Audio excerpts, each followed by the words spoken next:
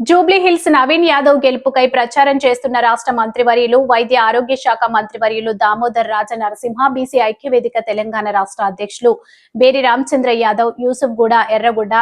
ఎర్రగడ్డ కళ్యాణ్ నగర్ కృష్ణానగర్ వివిధ ప్రాంతాల్లో ప్రచారం నిర్వహించి కాంగ్రెస్ పార్టీ అభ్యర్థి నవీన్ యాదవ్ ని భారీ మెజార్టీతో గెలిపించాలని కాంగ్రెస్ పార్టీని గెలిపించాలని కోరారు. నవీన్ యాదవ్ ప్రతినిత్యం ప్రజల్లో ఉంటూ ప్రజల కష్ట సుఖాల్లో పాలు పంచుకుంటూ ఎవరికి ఏ ఆపద వచ్చినా